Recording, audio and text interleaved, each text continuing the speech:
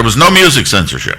Yes, within the context of your program, you could pull any record you wanted to and play it. There was no music censorship. I say within the context of your program. If you were doing a country and western show, for example, you're not going to play progressive jazz or classical music on it. But other than that, if it was a major artist, if it was a major recording label, we had the records and we were perfectly free to play them. Nobody was forcing us to play polkas and Lawrence Welk all the time. On the other hand, there was news censorship. Now, it was not the way that they showed in the movie. We didn't have Frick and Frack, the Bobbsey twins, sitting there with their little red pencils. It was all done by telephone with our headquarters organization, MACV-OI, MACV Office of Information. MACV was where General Westmoreland had his office. And it wasn't all news stories. There were only two categories of stories that had to be cleared in advance. One, anything involving the Viet Cong, anything involving Vietnam, whether it had to do with the military or not. And anything involving the military, whether it had to do with Vietnam or not. Either way, those stories never made it on the air. To give you an example, there was one in the movie that I think illustrates the thing pretty well. That was the bombing at Jimmy Waugh's restaurant. Now, in reality, the incident happened at a place called the Mekong Floating Restaurant. As the name would imply, it was a restaurant on a boat that was moored in the Saigon River. They had tables and chairs on the deck, and there was a nice breeze coming in off the river, and the food was pretty decent, so a lot of us from the station would go there for dinner. One evening, there were four of us who had dinner there. We left the boat after we finished eating, and about, maybe 10 or 15 minutes after we left the boat, the Viet Cong hit it. Now, they did not hit it with a bomb, but what's called a claymore mine.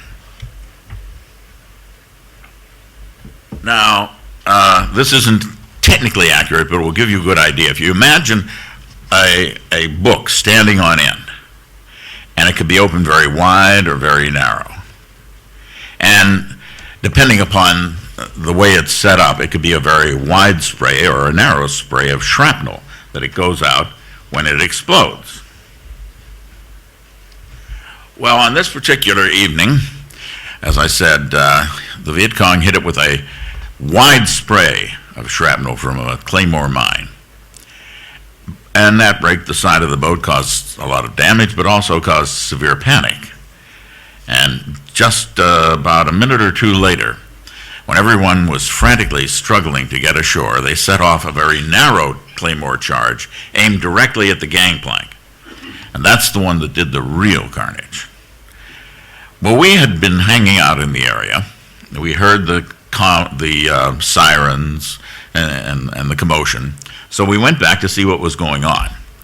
When we got there, it was fairly obvious there wasn't too much that we could do other than get in the way. So we gathered what information we could, went back to the station, wrote it up. Then I called the duty officer at MACV and read it to him. He said, "Oh, no, we can't put that on the air." I said, "Why not, sir?" He said, "Well, we have no official word that it's happened." I said, "Well, I was there, I saw it." He said, "Yeah, but we don't know if anybody was injured." I said, "There was blood all over the place." He said, "Yeah, but it might have been superficial wounds. We don't know if anybody was seriously hurt." I said, "With due respect, sir, with my own eyes, I've seen heads severed from torsos. Now, barring the second coming, they are not going to get up and walk away." And we went round and round, and the final answer was, "Well, suppose we're wrong," whatever that means. Now,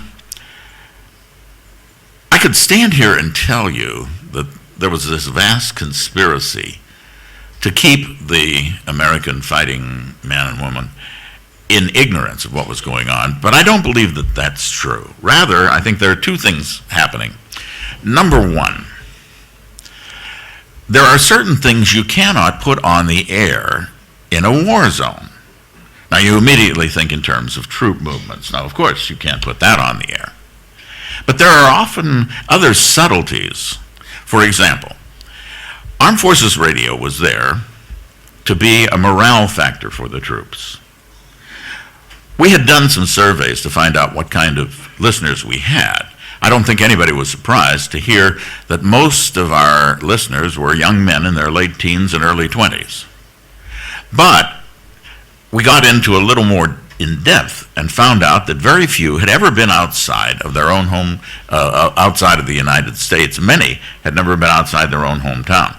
And the military had come along, quite literally, picked them up, took them halfway around the world, and dumped them into a totally alien environment. Not surprisingly, culture shock would set in with a vengeance. And it was our job, or as they like to say in the military, our mission.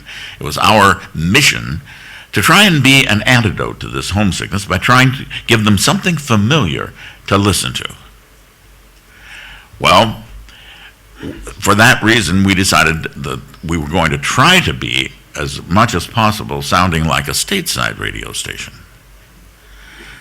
And so we would have all of the gimmicks that stateside stations in the mid-'60s were doing, twin spins and golden oldies and number one song of the week, and we couldn't give prizes away, but we'd have little mock contests and promotions of one kind or another.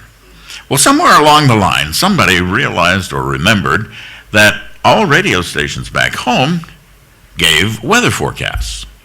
In Vietnam, though, you didn't need to give forecasts because there were only two possibilities: hot, and during the monsoon season, hot and wet. That was it. But form was more important than function. And so we set up a direct line to the weather station at Tan Son Nhut Air Base. And we started giving regular weather forecasts. In less than a week, we had to stop because we found out that the Viet Cong were using our forecasts to plan their operations. For example, if we said it was going to be overcast and cloudy, then they knew that we weren't going to be able to bring in air cover that morning. So there are some very important cases where you cannot put things on the air in a war zone.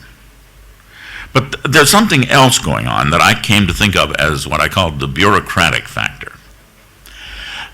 That duty officer at MACV, when I called him that night with the news about the bombing at the Mekong restaurant, you had a junior officer, probably a captain there, as officer of the day. It was about 8 or 8:30 at night. There was nobody else around for him to pass the buck to. He had to make a decision. He had to make it then and there. And he knew very well that there wouldn't be no gold stars for bravery, no brownie points if he let me put it on the air. But if something went wrong, it was his neck on the line, not mine. Now, it doesn't take a rocket scientist to figure out in a situation like this that the safest course of action is, in the words of Nancy Reagan, just say no. And that's what they did, time after